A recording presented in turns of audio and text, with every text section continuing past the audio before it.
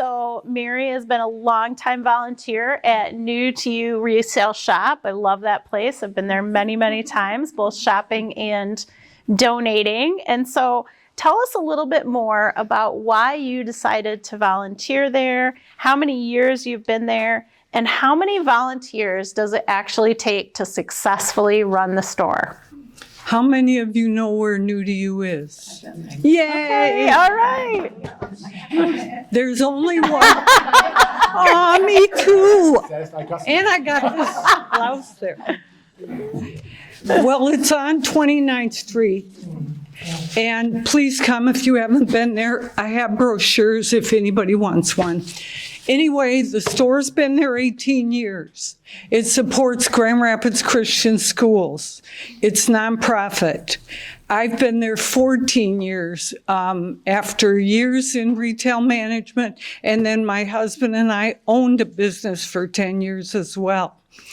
I decided I wanted to give back, and I was trying to think, where can I volunteer? Not at a hospital. I'm not medically inclined, sorry. Anyway, so what have I got? A retail background. I had shopped at that store, and I was impressed with the cleanliness and the friendliness. Walked in and asked if they had any openings. We always have openings. Anyway, and I love working there. I work 3 3-hour shifts a week. Some people only work 1 shift a week. Anyway,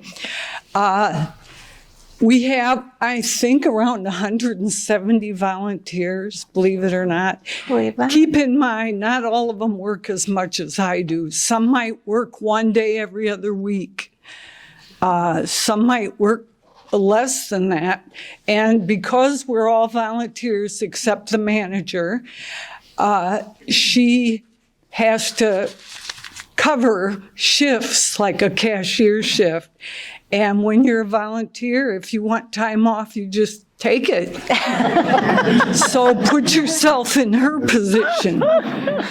That's tough. So we all try to work together and be fair, and I've made a lot of friends as well.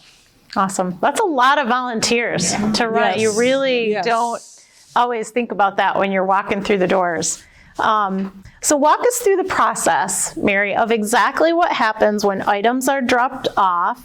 And what do you wish you could say to people who are donating? So I just want to say that this is a safe place, and I want you to speak freely and let it all out.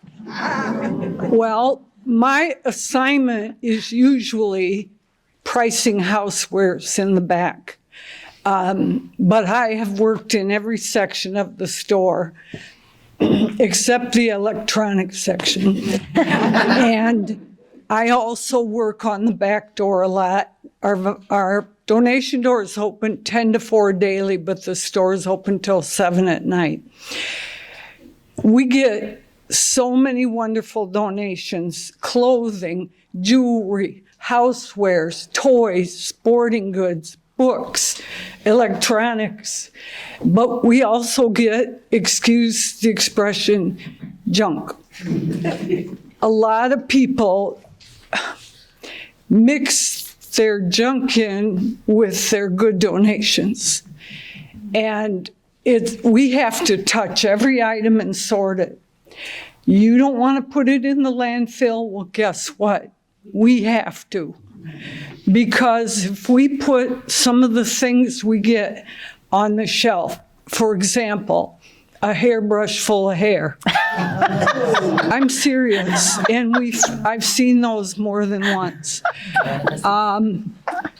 Clothing that smells like cigarette smoke. If you're a smoker, not my business, your clothes stink. You might not think so, but they do. We cannot sell them. We do not send items to the dry cleaners. And we do have a washer and dryer, but we cannot wash everything that comes through the door. So we try as much as we can to recycle clothing items to other charities that even send them to Haiti. But they don't want some things. They don't want things with lots of stains or torn or missing buttons. We get a lot of men's dress shirts with ring around the collar. It doesn't wash out. So these are things that we prefer not to get. We get salt and pepper shakers filled with salt and pepper. And I can't tell you how many sneezes I've had over that. Anyway, we get candles that are burned halfway. Those are trash. We don't sell them. So please be kind about some of the donations that you bring. No.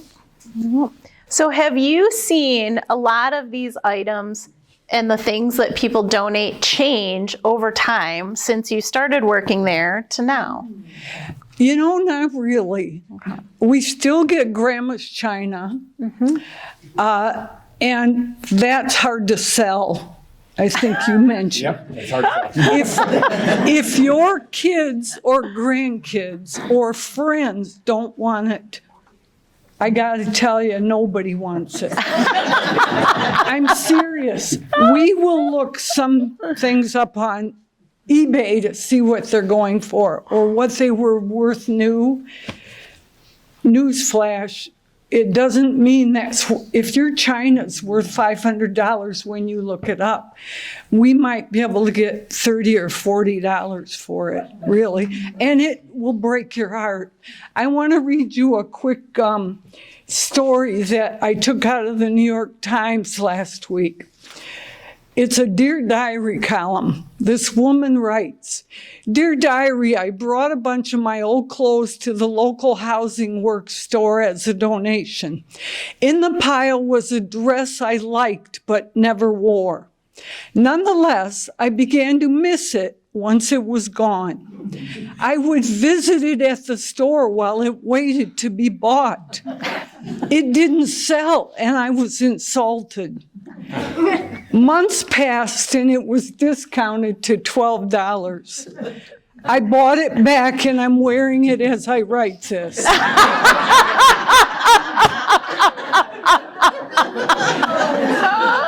I laughed when I read it because our possessions have a life. Some people call them by name. Your Beanie Baby collection isn't worth anything. We sell them for $1.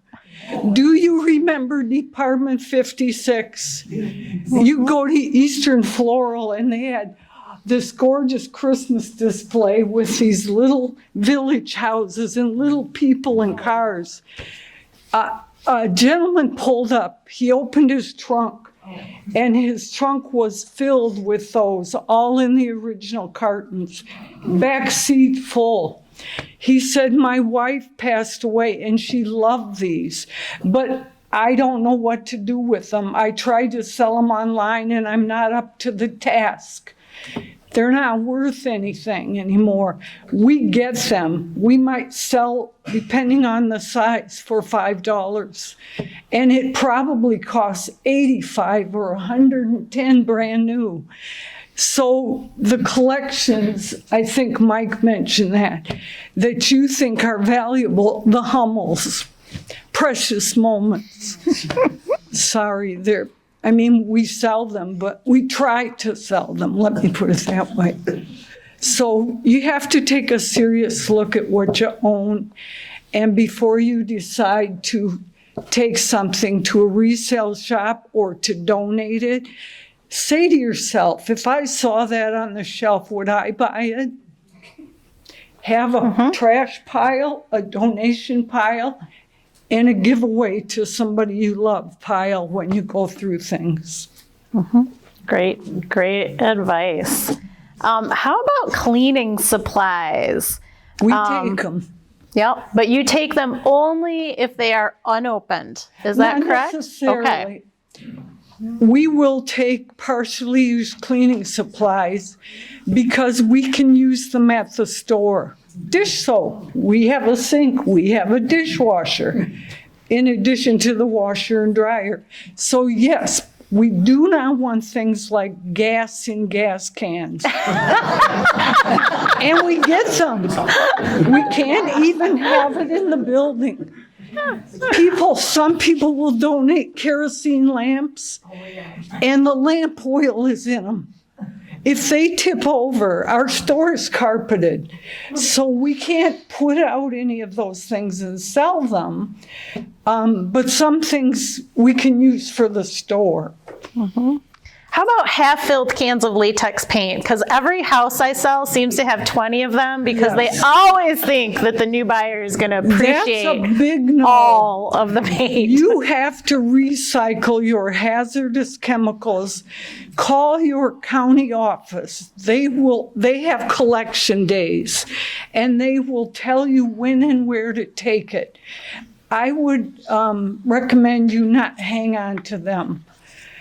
Because again, the more you have, the harder you're making it on your heirs to dispose of things. Yep. My next door neighbor passed away last summer in the house, and then his wife couldn't stay there because she had dementia. So the sons, who live out of state, had to come and clean out. And they had a real hard time. Luckily, when they found out where I work, I was able to take some things for them.